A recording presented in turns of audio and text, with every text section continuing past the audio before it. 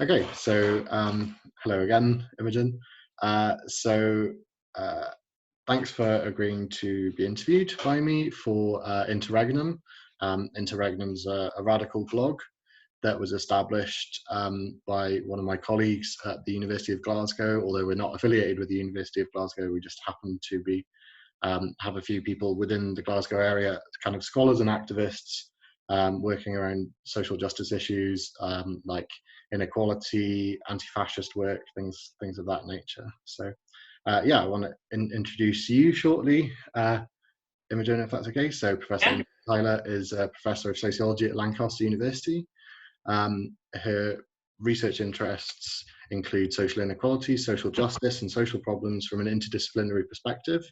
Professor Tyler works with community and social activists, particularly around issues of poverty, anti-racism, and social exclusion. Professor Tyler is, amongst other activist roles, a civic commissioner on the Morecambe Bay Poverty Truth Commission, which is something that you talk a little bit about in your book, Stigma, which we'll be discussing today. And you're also a trustee on the National Poverty Truth Network as well. So welcome, Imogen. Thank you for having me. That's okay. First thing I wanted to talk to you about, really, your book is subtitled "The Machinery of Inequality." Would you just first explain, for somebody who's unfamiliar with your work, what that means exactly, the machinery of inequality? Well, there's lots of ways of machinery is a metaphor that is used a lot in different types of social theoretical work.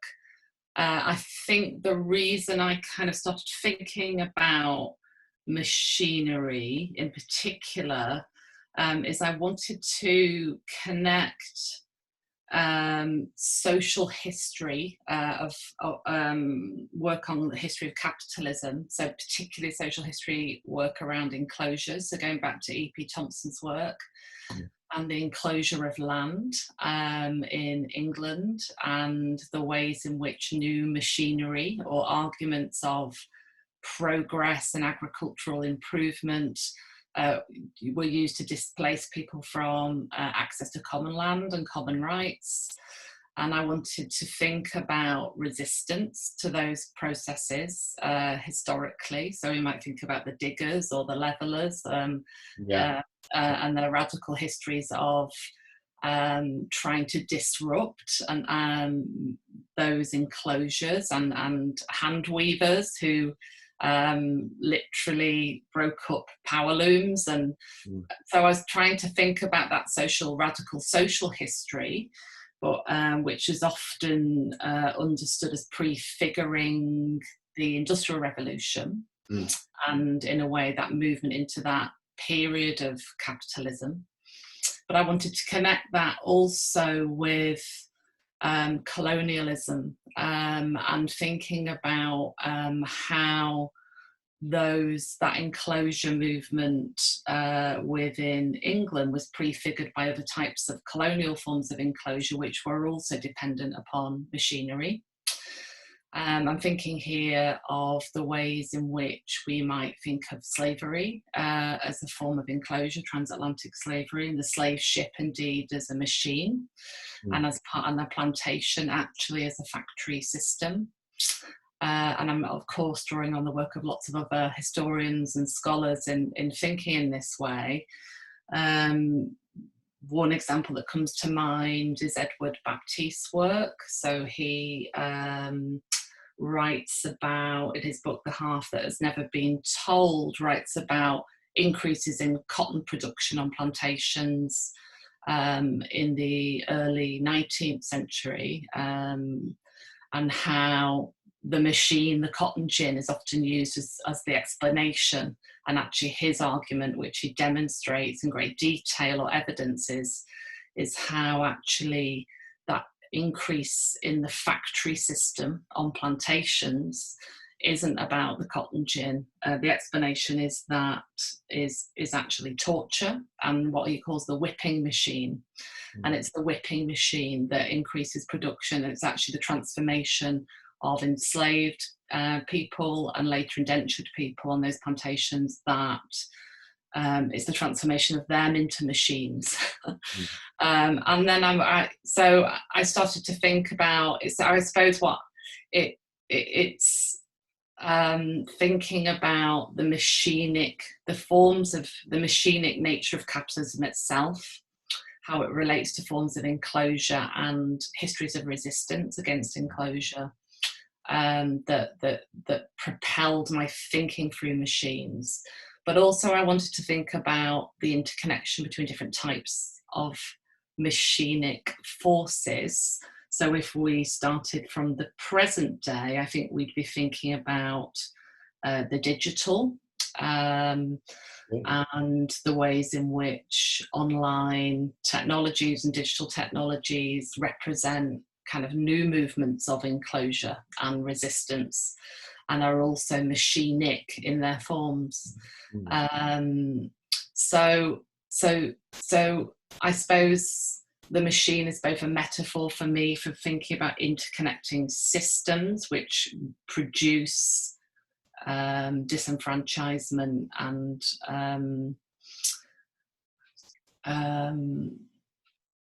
is those interconnection between different types of machines and the different forms of subjugation and dehumanization that they produce, that I was interested in exploring through that idea of machinery. Yeah, one of the things that kind of sprung to mind was the kind of I don't know how familiar you are with the work of Delusion and Austerity, for example, as they talk about desiring machines, and also kind of discuss capitalism as a machine that kind of disrupts the logic of things as it kind of gets processed through those things called the axiomatic of capital. It changes kind of it changes truths into something that can only be understood as capital relations. And I think Marx said something kind of similar as well. But so that's kind of something that was brought to mind by that. Yeah, I did go back to their work. So I was kind of trained as a student in Deleuze and Guattari's work a very long time ago. And I did go back and read different genealogies of machines in theory. And there is something in their work that's quite important to me, particularly how their critique of psychoanalysis and their decentering of the individual and the kind of heteronormative model of the family and desire. But I also think there are limits in their work for me. So that's why I began answering the question by talking about history, because I want to produce a much more decolonized understanding, while they're very much centered on a kind of reconfiguration of Marx thinking within a European tradition of thinking. But I guess what I want to keep from their work is a connection between the psychological and the disordered forms of psychological lives or psychic lives, or the connection between subjectivity in its broad sense and capitalism. So it's that psychosocial element that I like about their work. But there are other elements of it that I didn't write about them precisely because I wanted to kind of ground my account in kind of more material histories of colonial capitalism. Yeah, and I think sociology always has to start on that foundation of history, really. But one of the really interesting things I found in the second chapter of your book, particularly, was your kind of you talk about decolonizing, the very concept of stigma, really, when you discuss Goffman's account of stigma. And it was so interesting to me to see him actively shy away from the political as a sociologist, and keep his work as abstract as possible, and really not. There's a passage you talk about in the book of I believe it was an African American student standing up in one of Goffman's lectures and saying, "But okay, this is all very well and good, but how can we use your thinking about stigma to actually challenge and disrupt these, as Goffman would call them, was it interaction rituals really that are around, or interaction processes or interaction field around thinking about stigma really." So yeah, it was fascinating to me to read, your kind of decolonizing account of Goffman, and really the insertion of power relations within stigma relations. I think that it's absolutely crucial to understanding stigma in the 21st century. Well, any account of stigma really.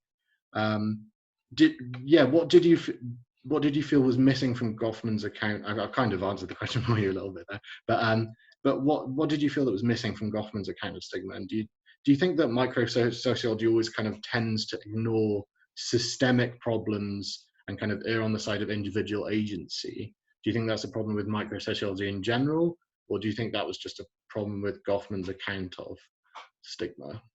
I think maybe I'd answer the question in a slightly different way by thinking about a struggle within the discipline of sociology itself, which is about the emergence of sociology and other disciplines after the Second World War, and the attempt to legitimate sociology as a science, and it, in a way, what we see, and Gominda Bamber has written wonderfully about this in the US, is actually very segregated sociology. So we have literally black sociology in segregated universities, and we have the emergence of kind of white schools of sociology, and the struggle between them, which has been written about a lot in relationship to Du Bois's work, tells us something about the struggle within the history of the discipline itself.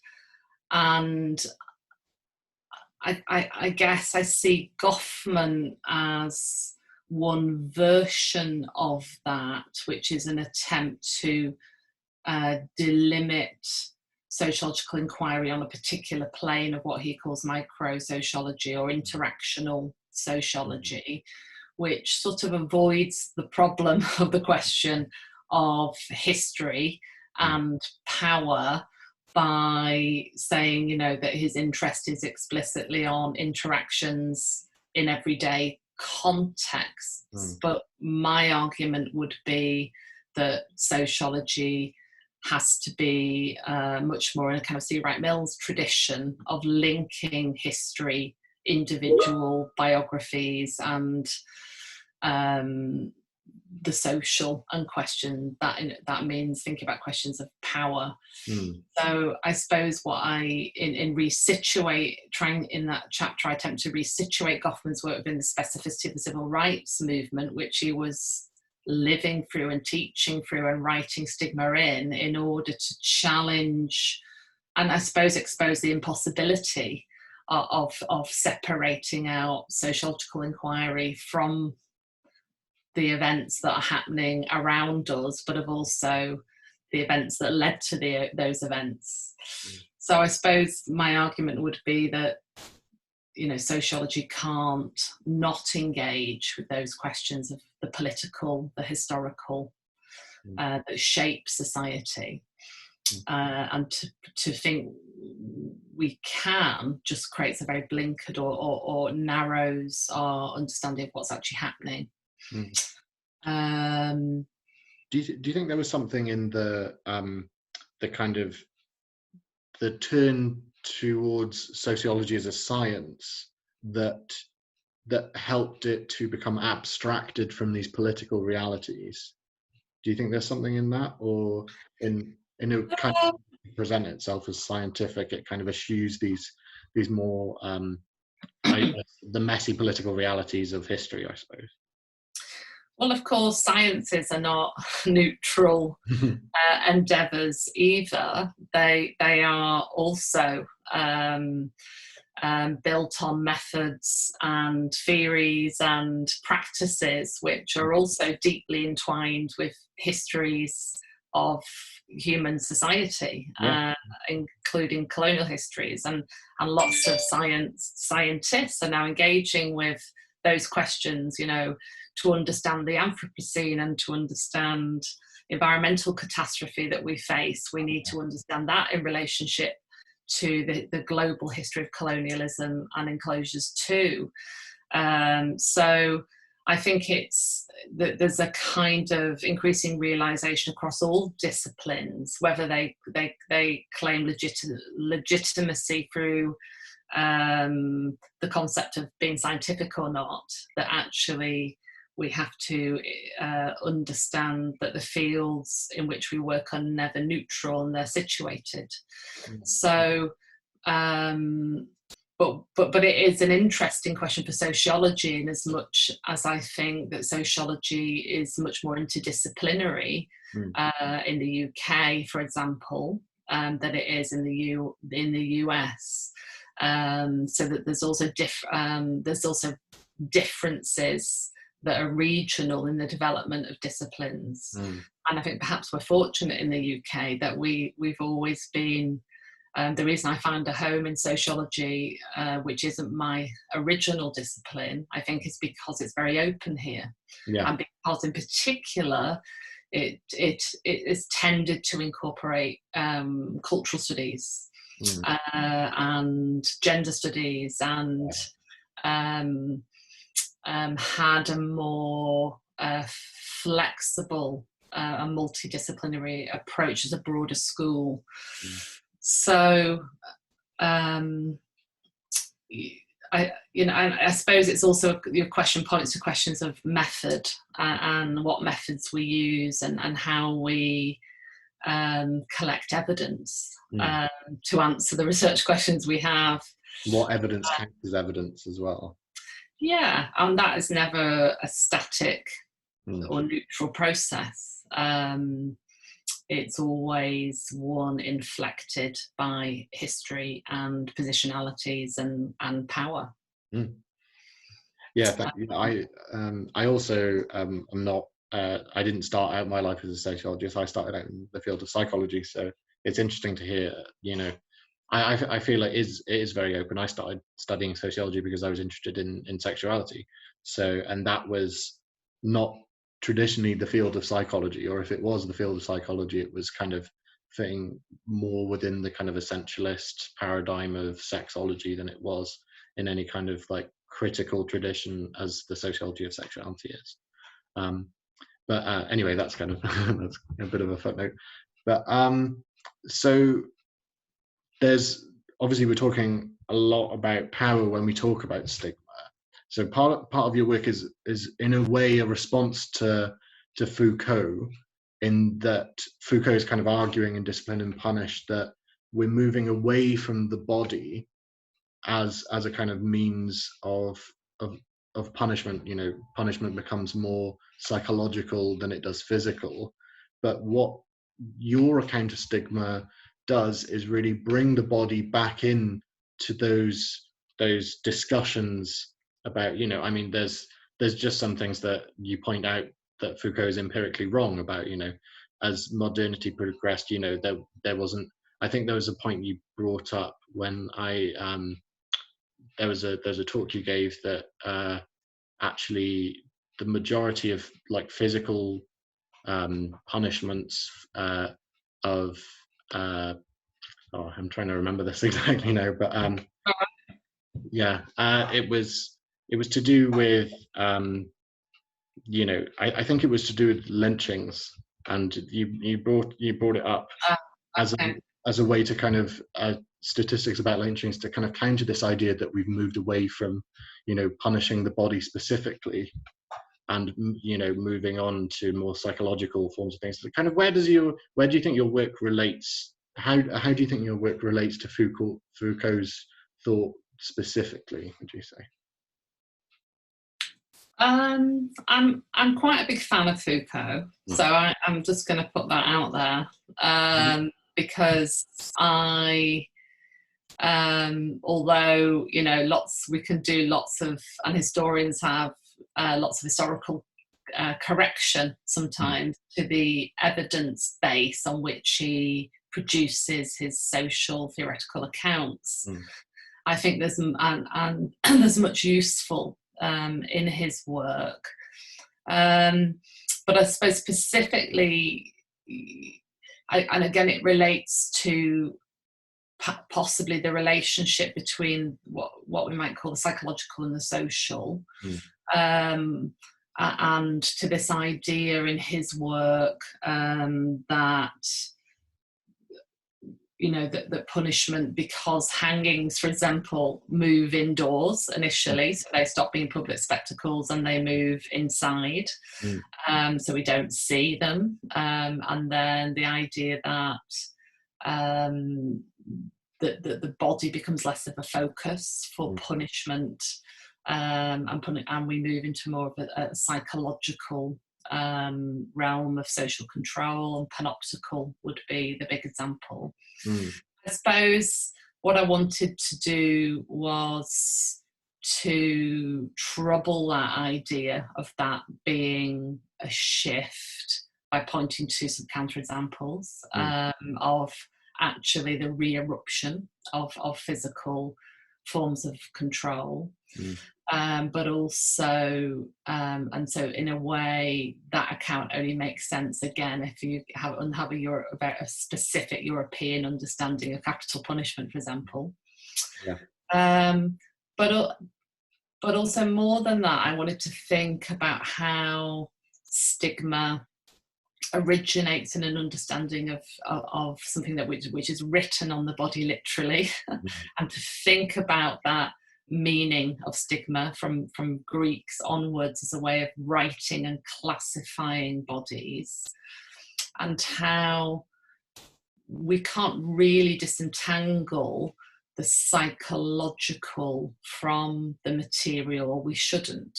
So we might think about that in terms of how racism shortens people's lives, or makes people ill. And of course, this pandemic that we're living through at the moment is a very good example of how structures of inequality have physical impacts upon people's physical, material, embodied selves. So I wanted to really reinvigorate that idea that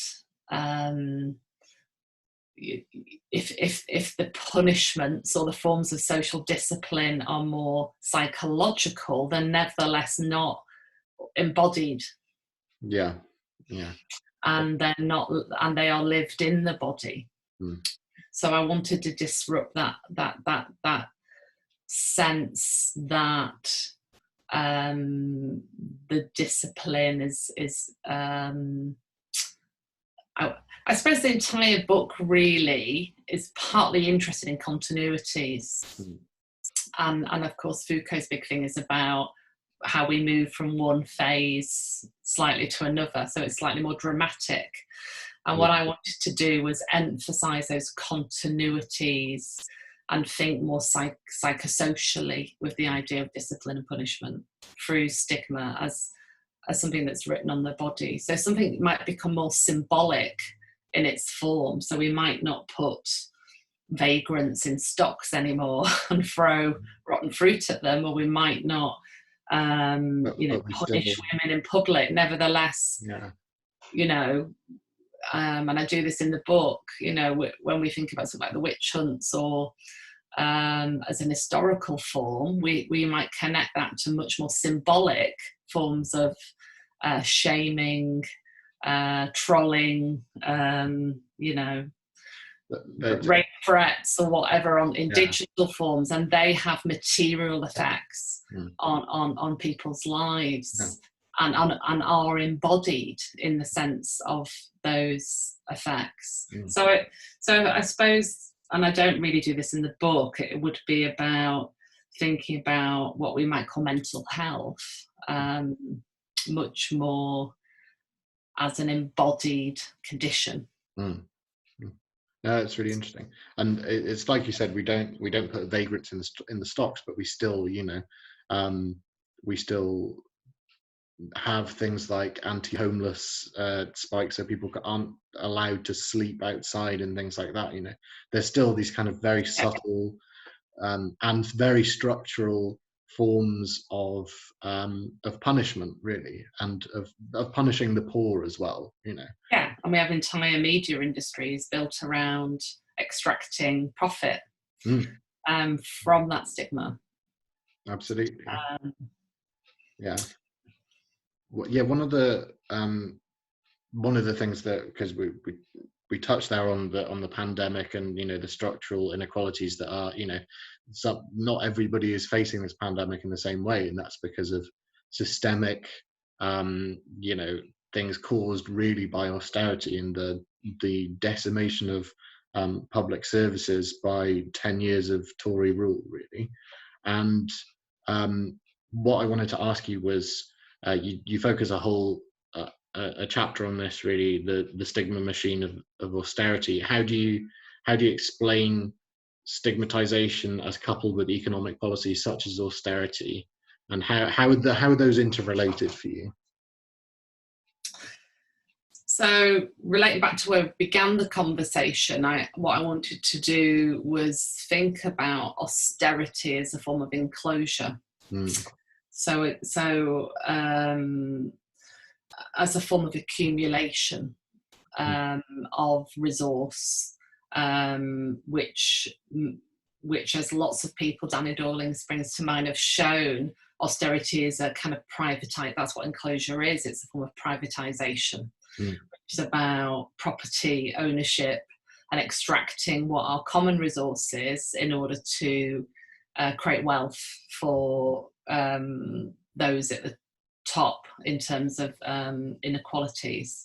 So what that's very clear in the economic arguments and evidence around austerity is some people got very rich as a consequence of the selling off and privatization and fragmentation of public resources, be that land, playing parks owned by local councils, libraries, buildings, or contracts and the contracting out of services where you can employ people on short-term precarious contracts rather than have them work directly for a city council or whatever. So there's the underpinning kind of theoretical argument that chapter is to try and think about austerity as a movement of enclosure, which is economic at its heart, and is about extraction and is capitalist, but it is very different from the enclosures of land we saw in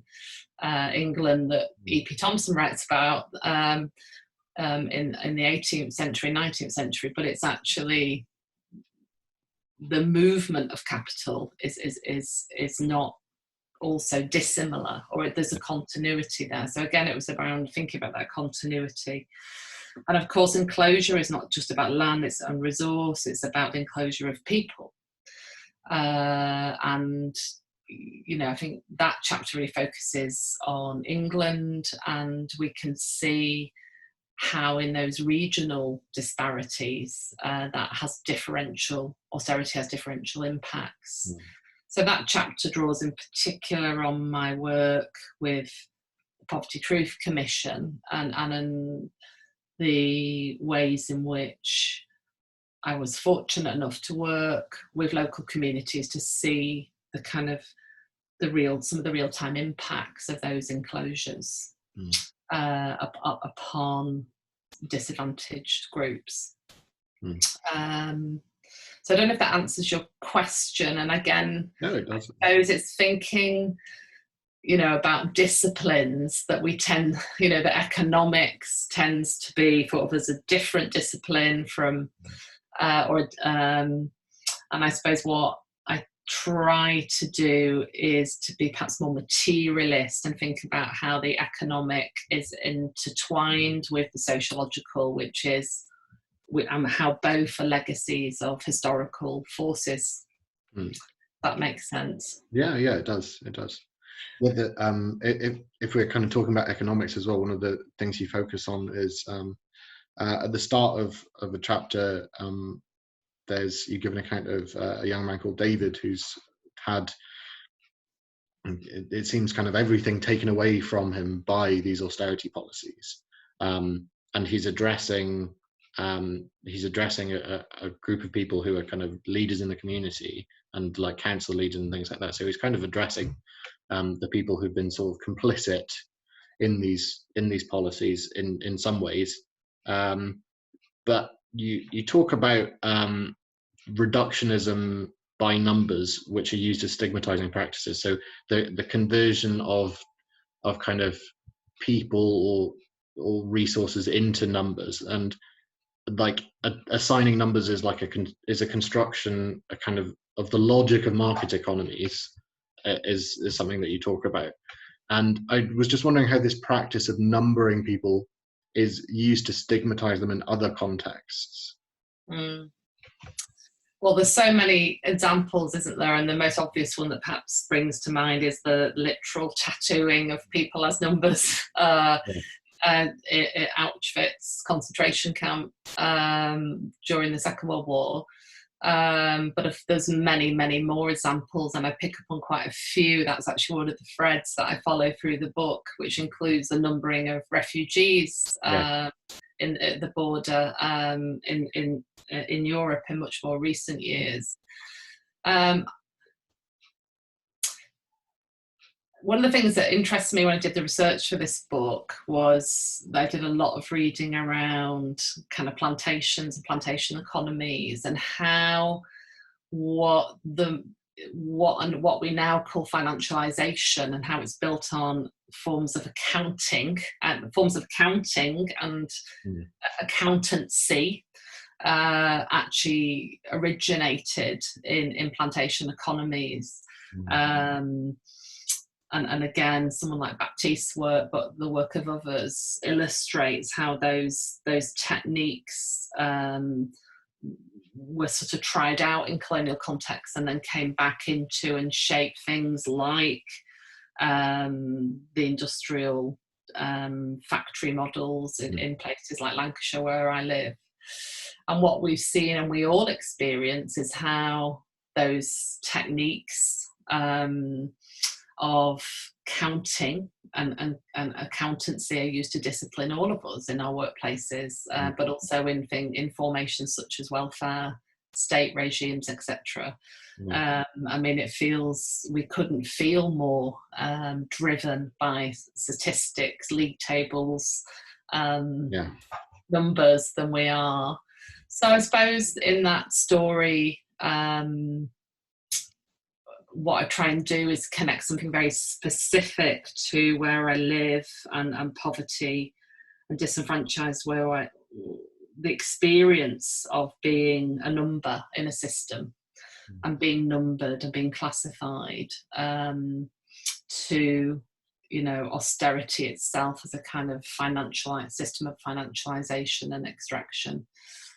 So I try to think about how the experiences of ordinary people who are disenfranchised through, in David's case, his experiences and interactions as from a child to a young adult with the welfare system, relate how he's already theorising experientially this kind of model of marketisation that characterises neoliberalism, but it also has a longer history. I mean, one thing that's striking about his account to me is that it's both that it's historically specific to the present, but actually there's so many elements of it that are so similar in accounts of poverty from other periods in Lancashire's history, and how in austerity we see a kind of return in particular to forms of social provision based in charity, for example, which prefigured the welfare state. And, where notions of deserving and undeserving are much more heightened, and how stigma is used as a kind of sorting technique for who will and will not be able to access resource. Yeah, David says, he says that because he had reached a certain age, his age was used to stigmatize against him because he was beyond 21 or 25, which meant he was disqualified from a certain benefit or from certain aid. I can't remember if it was public or if it was charity. It was homelessness services, so it was around him being street homeless, not being able to access because of his age and change in welfare policies, not being able to access support around housing, and his life was saved by a church. Yeah. So but I suppose what I want to think about is what also that means, and I think this is a big debate at the moment in Britain around feeding people and food banks, where what characterises austerity is a massive growth in voluntary provision of what we might have once thought were basic needs, such as food, housing, etc. Meals, those kind of things. That's obviously a huge campaign at the moment, which which is really interesting as well. I wanted to ask you as well, I suppose if we start with David's account, there's some really challenging material in the book of just these very very heartbreaking accounts of what some people have been through. There's an account of somebody literally stigmatizing themselves, as in they began to self-harm using the kind of the words that we would associate and which the media deploy around the stigmas around poverty and around benefits users as well. What was it like for you? This is a bit more of a personal question, I suppose, but what was the process of bearing witness to people's accounts like that? What was it like for you when you were writing the book? Because it stirred up a lot of emotions within me. So. I think what it's worth saying about that is that that work with communities wasn't part of the research for the book when it began. So I was writing, and researching the history of stigma, and then I became involved with this Poverty Truth Commission locally, and then that involvement was so transformative and important that it started to shape and leak into the project itself. And then, of course, I sought ethics permission to. I worked with the people I've been working with who are my friends now, who I've got to know well, to use some of their stories in the book. And in some cases, because I got to know them, they were volunteering those stories. But there was I had to think carefully about the ethics of what I included and not included from that kind of more activist work I was doing alongside the research for the book. So in some ways it wasn't traumatic because these are people I'd got to know well, and I before it wasn't as though I was going out and interviewing people in a kind of cold way, not cold as in I didn't know them before. I understand. This was stories that began to shape and influence the research, which isn't to say being involved in that type of activism isn't challenging. To hear those stories and to listen to them, it is challenging. But actually, I found being involved in that work incredibly hopeful and optimistic, which may sound strange, but I think that it is resistance, isn't it? That work is active resistance of these. Well, I think the model of Poverty Truth is one of deep listening and kind of restorative justice where that's possible. So it's about people in relative positions of power, be they local councillors or fire brigade or the DWP, or having to sit in a room over long periods of time and work with people who are the service users and who are affected by austerity.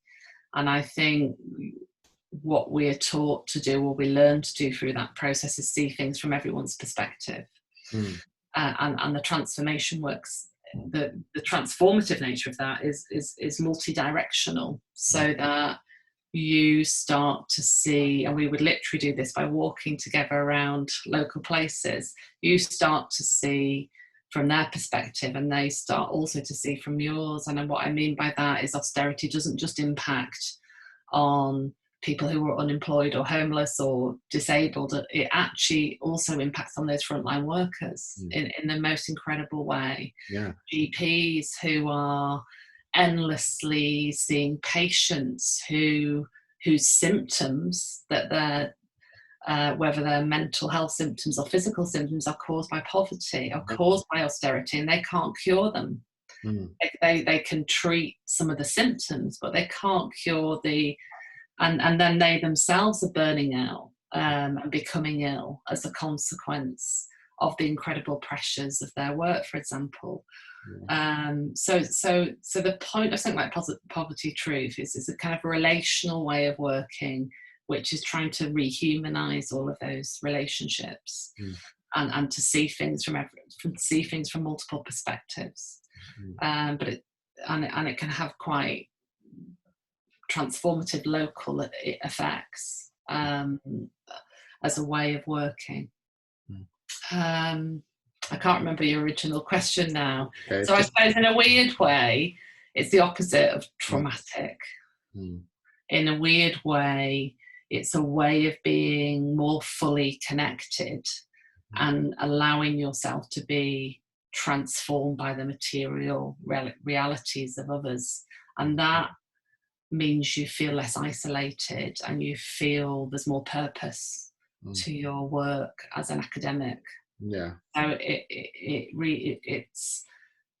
it's truly a gift to be involved in that sort of work, to be honest. Yes, it must be incredibly, rewarding and transformative, as you say.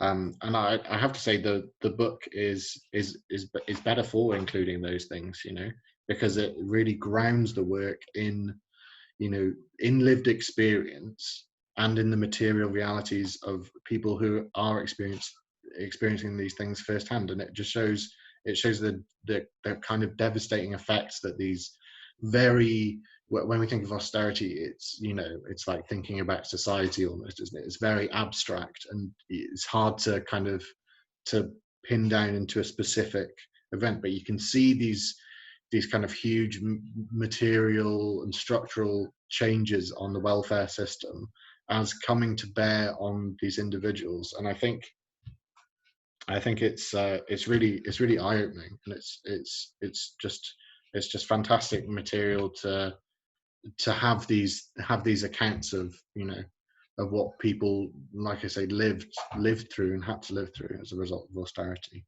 To me, their experience, they are the theorists of stigma power.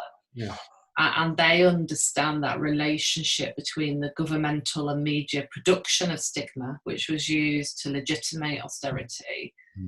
They understand that the relationship between these different machines of stigma production and their own experience, they fully understand it and they live it. I think we've only got time for one more question, really. And I think, I suppose the last thing to talk about, really, that we haven't really talked about, is the way that the media kind of creates these kind of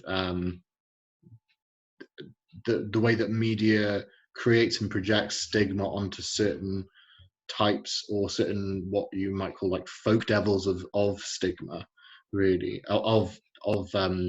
you know, of things like the benefits grandeur or something like that. Yeah, if you just could just talk a bit about how the media and, you know, and politics kind of come together to produce this, to produce stigma onto certain classes of people. Yeah, so I mean, again, this is about and you know, how we think about media as an industry. So how we think about media and particularly the way media's become increasingly corporatized as a corporate, and it's interesting about that word corporate, isn't it, in relationship to the body, but Yeah, of course. corporate structure, which is increasingly owned by a very few number of people who are basically part of the same elites group who benefit from, who have benefited from programs like austerity, in terms of the enclosure of capital. So I think one of the things that I've done here, but in other work too, and in work with Tracy Jensen in particular, my colleague, is try and track austerity alongside reality TV in particular, but also news, print media, as a kind of legitimating device for austerity. So why, you know, this question, I guess, of consent. Why do people consent? And by that I mean vote for or accept cuts to services which we all benefit from in terms of universal services like schools or hospitals, and why, how does that work? And this would really be drawing on Stuart Hall's foundational cultural studies work to show that we have to think about how politics and economics and culture intersect with each other to produce moral panics, to produce legitimations, to produce particular figures such as the figure of the benefits scrounger that was so clearly formative as a legitimating device for austerity.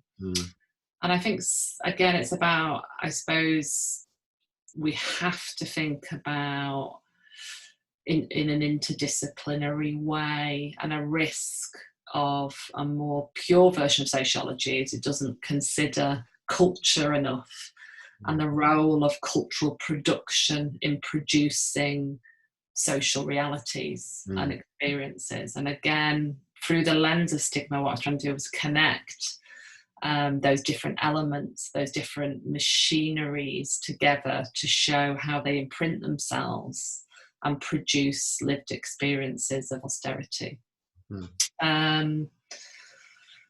But I guess, you know, reality TV in particular as an industry, it is the one to think about when you think about how austerity was produced as a force. It was interesting in the moment we're writing now in terms of the pandemic and the new austerity or the intensified austerity which is coming or is here, is what devices we should be alert to, what figures and what stereotypes and what moral panics will be created to legitimate the intensification of the next phase of austerity that we're now in.